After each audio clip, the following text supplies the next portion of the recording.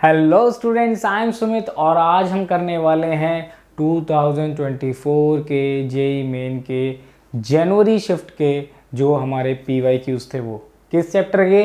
Alcohol phenol ether chapter के।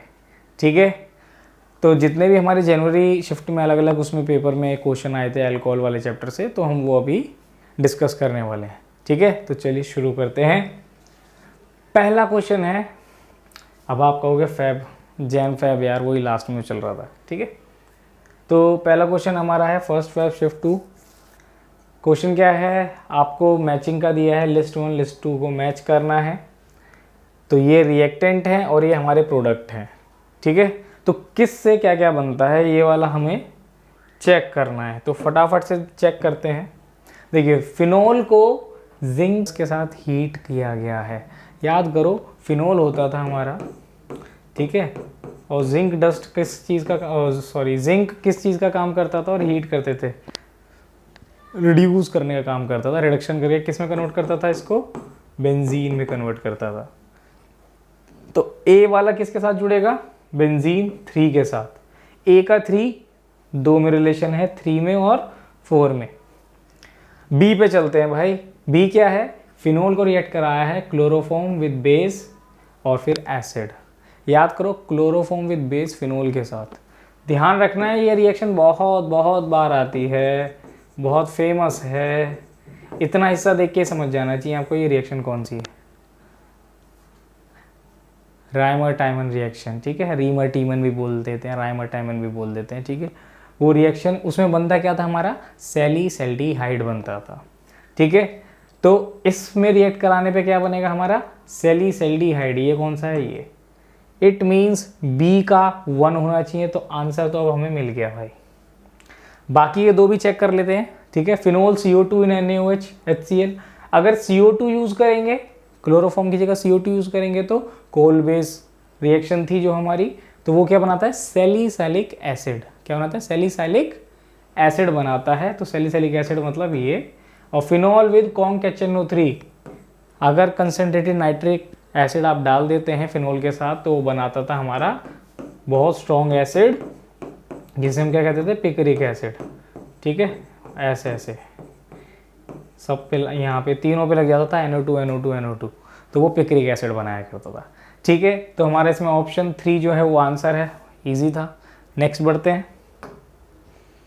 Second है, given below are two statement 1 2 ये दे रखा है।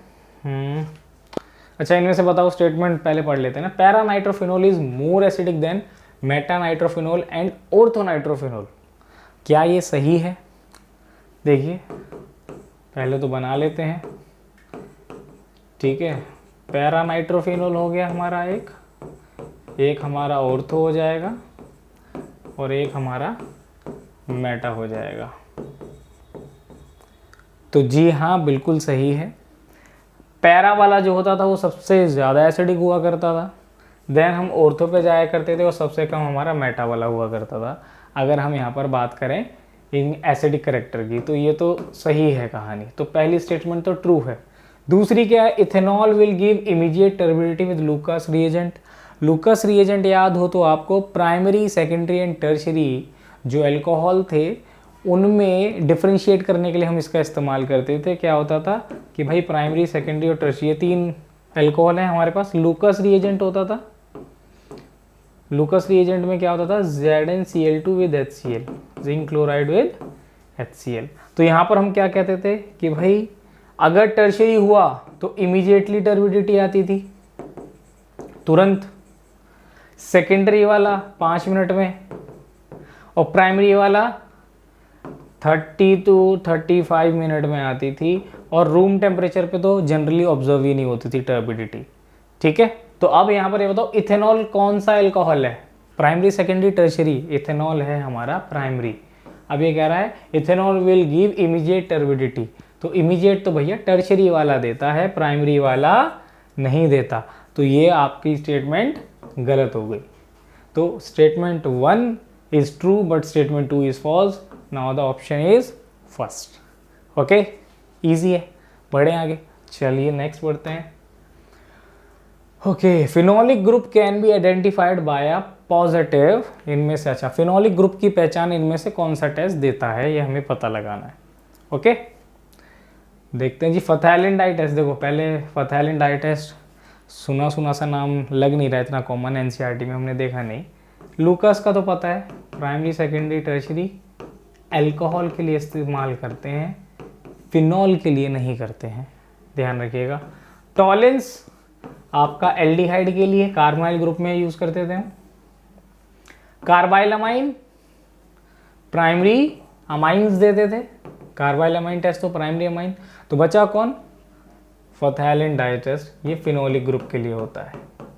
होता क्या है इसमें, हम ये एक बार डिस्कस कर लेते हैं, बात कर लेते हैं भाई। जब फथैलिन आ गया है तो देख लेते हैं क्या होता है कि हम हमारे फिनोल को रिएक्ट कराते हैं। ओहो, हाँ, हम हमारे फिनोल को रिएक्ट कराते हैं फथैलिक एनहाइड्राइड के साथ। ठीक है, किसके साथ, फथैलिक एनहाइड्राइड के साथ, इसके साथ। ठीक है, इसके साथ रिएक्ट कराते हैं तो क्या होता है, सल्फ्यूरिक एसिड मतलब एसिडिक मीडियम में कराते हैं तो ये बना लेता है फिनोफ्थलीन। ठीक है, फिनोफ्थलीन बना लेता है ये।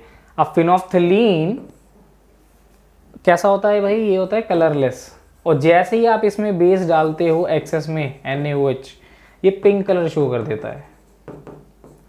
ठीक है, और पिंक कलर से पता चल जाता है कि इसके अंदर क्या था, हमारा फिनोलिक ग्रुप प्रेजेंट था। अब अलग अलग फिनोल्स के लिए अलग अलग कलर है।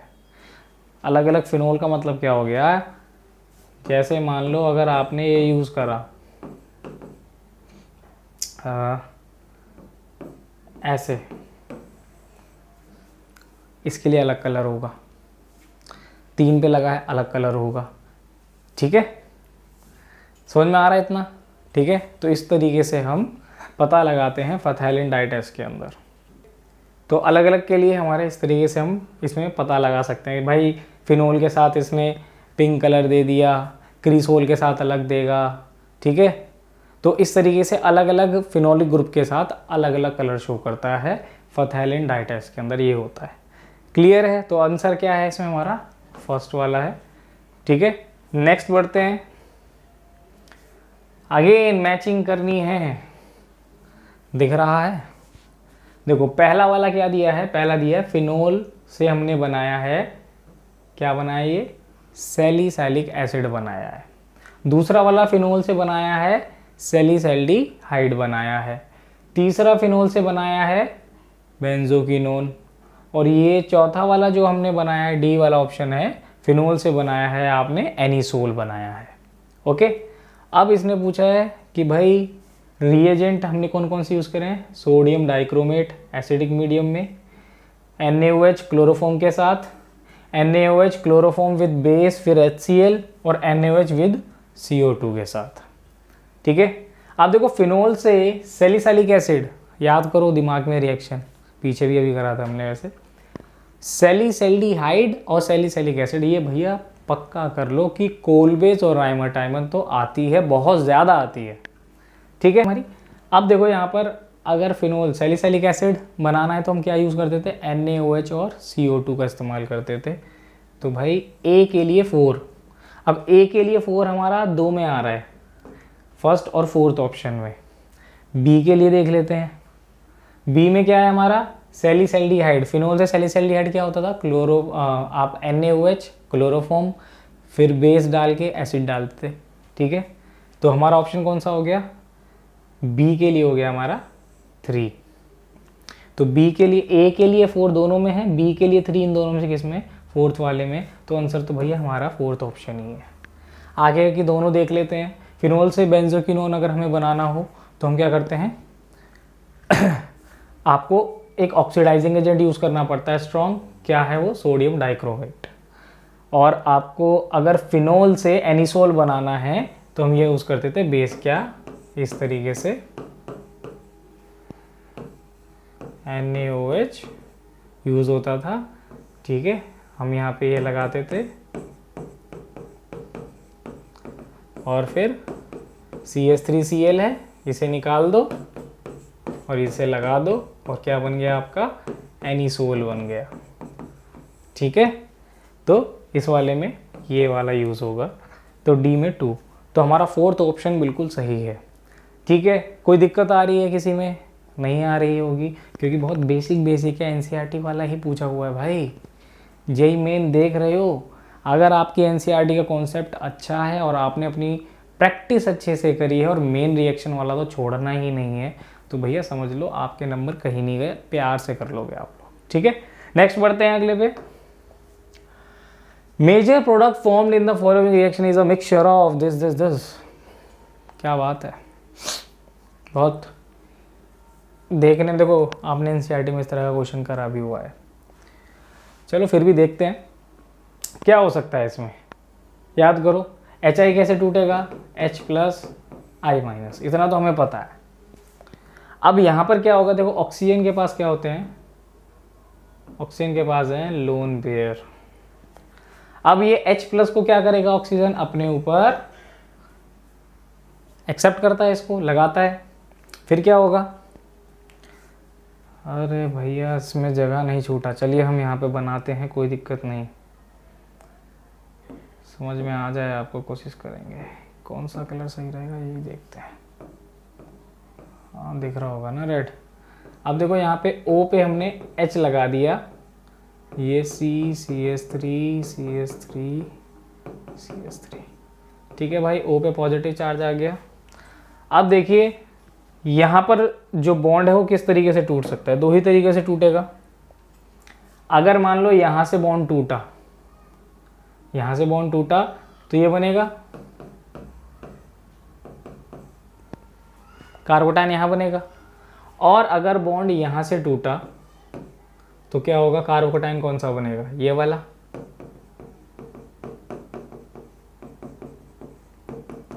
अब ये कार्बोकेटायन है सेकेंडरी और ये वाला कौन सा है, टर्शियरी।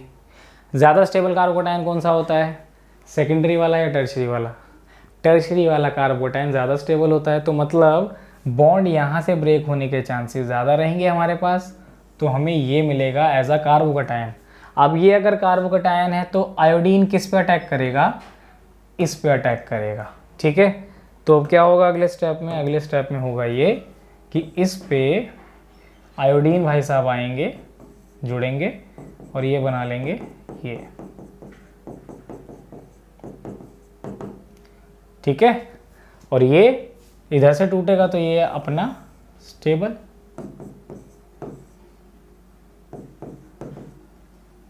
तो ये हमारे प्रोडक्ट बनेंगे मेन। आई थिंक समझने में कोई समस्या नहीं आ रही होगी, बहुत बेसिक से बने मैकेनिज्म के साथ ही आपको समझा दिया है। तो हमारा भी ऑप्शन कौन सा है, हो भाई देखो Cl वाला तो पंगा ही नहीं है यहाँ पे कुछ, ये भी नहीं, आयोडीन तो लगना नहीं, OH लगना है, ये ठीक है। इधर भी अल्कोहल इधर भी अल्कोहल, ये तो वैसे ही गलत। तो यही ऑप्शन सही है हमारा, फोर्थ ऑप्शन। ठीक है, बहुत इजी सा क्वेश्चन था। नेक्स्ट बढ़ते हैं आगे, ये ईथर का था। Okay, question number 6, phenol treated with chloroform. अरे भाई फिनोल, मेन चीज देखो, क्लोरोफॉर्म NaOH के साथ which further hydrolyse in presence of acid. याद आ रहा है, NaOH क्लोरोफॉर्म एसिड किसके साथ, फिनोल के साथ। क्या कौन सी रिएक्शन है, राइमर-टाइमर रिएक्शन। क्या बनेगा,